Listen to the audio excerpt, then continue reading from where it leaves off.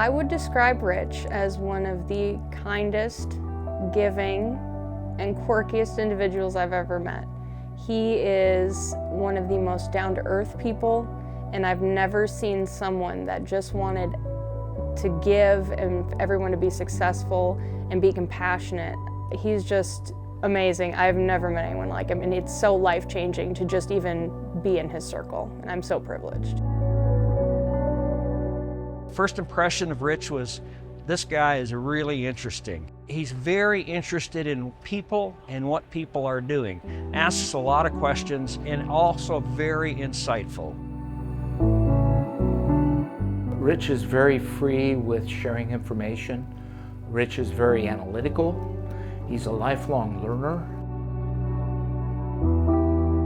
Some of the key characteristics to Rich Porter: just so unassuming. He never wants to be in the spotlight. This whole thing is probably going to kill him. I always go back to academia. We talk all the time on the phone. I mean, he's just a sponge. He's very low key. Like you don't see Rich out doing a lot of things. He likes to work. He likes to learn. That's just what makes him him. He's kind of quirky, and I love that about him. He's got some funny sayings, like he always says, "Greetings," and I mean, everybody just loves it. I mean, Rich is just, he's a special human.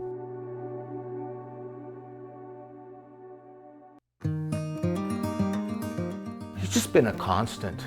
I mean, some of my earliest memories, when I started in 1990, we used to do a lot of trials with producers back before generic implants, and Rich did a ton of work with Dr. Frank Brazel. He was just a common fixture in our thinking. He was just one of those people that thrived on the interaction of information and idea exchange. I can't underscore that. I joined Kansas State University in 2007, and I came to know Rich soon thereafter. What I would consider to be Rich's major contribution to Kansas State was the Stanley Stout Center. In 2000, there was a group of people that were working on building funds for a livestock marketing center, and it had raised some money, but not the kind of money we actually really needed. Rich came to the table to help us financially, but he did so much more than that. He brought his thinking, his wisdom, and ultimately what started out as a livestock marketing center became a multi-purpose building, the Stanley Stout Center, that is now widely used across the entire university.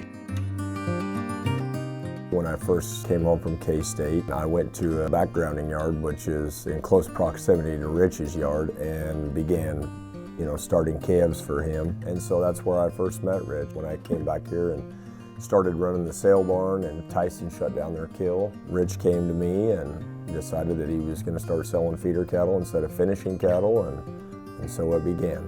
To be successful, obviously, we have markets that change and adapt, but Rich is such an academia and follows all that, and he's such a good risk manager that I think all those things throw together. Having a good work environment with good people, keeping longevity in employees, which he has done. He's done a phenomenal job understanding how to handle the product that he buys, which is high-risk cattle, and then being able to risk manage them has just made him very sustainable in our industry. Working for Rich it doesn't even feel like work. It really doesn't. I know everybody says that, but he is so invested in his employees. Like, we're family here. You come and you are so dedicated to him and involved in the operation because it feels like you're part of it, because you really are. It's just been a really amazing experience. He's a great man to learn from. He has such unique insights. One of the biggest ones that really changed my life was he was brave enough to take a young female, in the ranching industry, as his foreman. He trusted me, even though I didn't have the ranching family background. But that is just so much of who he is. He is just so invested in the people and just loves and looks at everything with positivity. There's wonderful producers throughout the state of Kansas, no question about it. But Rich is a producer either face-to-face or on the telephone. Pose a question, ask about the potential value of an idea, of a new research project or what have you. Rich will never tell you no. If there's some validity behind the idea and the concept, Rich is on board. And his openness to education in terms of collaborating with my colleagues from the University of Nebraska and inviting their students to participate in internships at his operation. He's an incredibly open person who doesn't really know how to say the word no.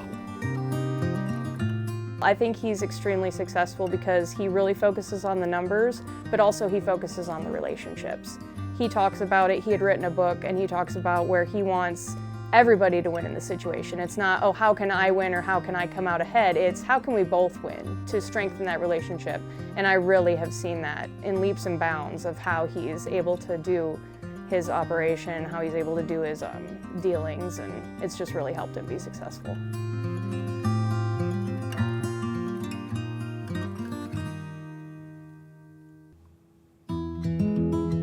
I think Rich Porter is deserving of this Stockman Award, like so many others before him. They've all put their stamp on our industry. I think Rich is definitely put his stamp on our industry. The relationships, the willingness to learn, being diligent in what he does, risk management. It's all very, very impressive, something we can all learn from, and I believe that's why he's on this list. Rich is very richly deserving for joining this fraternity of men and women who have been honored with the Stockman's Award. Rich stepped up, earned his JD degree, and came back and became an agriculturist, not just a stockman. From that perspective, his recognition with his peers in this group is of no question.